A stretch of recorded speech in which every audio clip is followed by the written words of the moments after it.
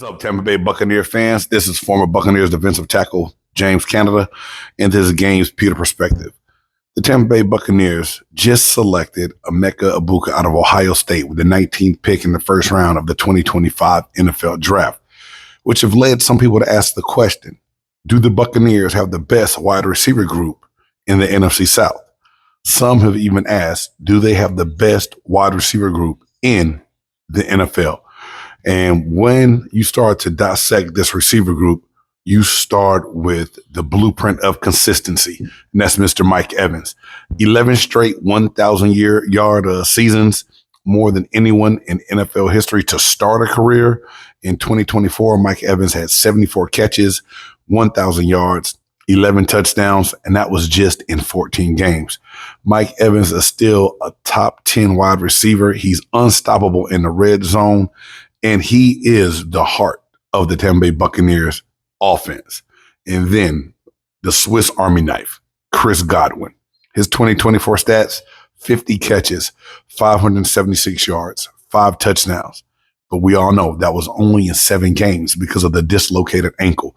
It was an ugly injury, but Jason Light, the Buccaneers GM, said that Godwin is on track to be back by the start of the season. But even if he's not, we got an insurance policy with our first round pick. Hey, we all know Chris Godwin is tough. He's clutch. He's versatile. He will go over the middle to make those tough catches.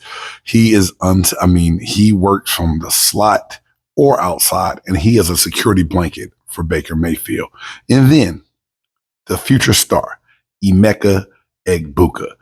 Now, 2024 at Ohio State, he had 81 catches, 1,011 yards, and 10 touchdowns. He helped the Buckeyes win a national championship. He's a polished route runner with elite hands. He projects as a high-level wide receiver number 2 even, and a future number 1. Now, you're saying, big game, you're going to put him over our other wide receivers at number 2?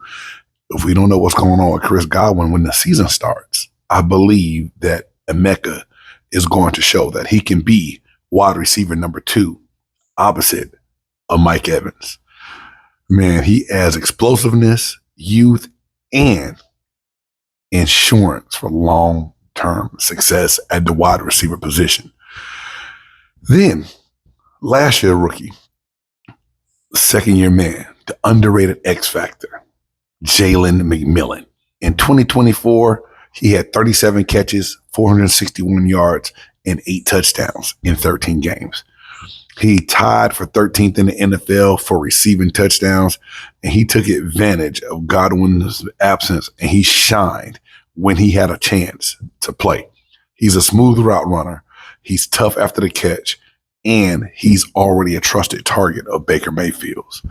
And then at the end, we also have Trey Palmer. And they added Rakim Jarrett as well.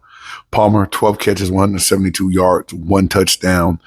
Jarrett, 9 catches, 124 yards. They both provide deep threat ability, and they both add value on special teams. Not to mention that they also added Tez Johnson out of Oregon. Now, Tez is a little undersized and small, but a speedster that can definitely help in the punt return game. Now you may not have to rely on Rashad White or Bucky Urban to do those things with you as well.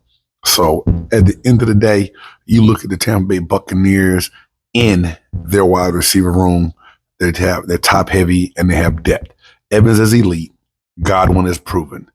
Emeka Egbuka has star upside. And McMillan has already showed that he can produce when given a chance. Man, they have depth. And that's what you need in this league, depth. The production and the projection. You got over 2,000 combined receiving yards and 25 touchdowns from last year's class. And that's not even factoring in what the rookie Emeka Egbuka might be able to do in his NFL debut this year. Then also, the versatility. They can win at all levels. The short game, the deep routes, across the middle, and like I said earlier, Mike Evans in the red zone, a touchdown machine. So when you look at it, and you start to compare other teams around the league and what they have in their wide receiver room, I'll put the Buccaneers up against anybody. The Eagles, they got A.J. Brown, Devonta Smith.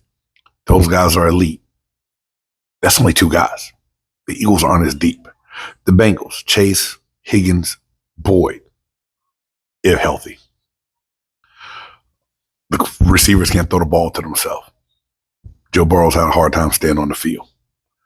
The Texans, some people like what they've done in that receiver room over the last couple of years. But C.J. Stroud took a step back last year. And Diggs is gone. And the injuries that they had, the Texans don't compare. Some might say Jefferson and Addison, Jordan Addison out of the Minnesota Vikings.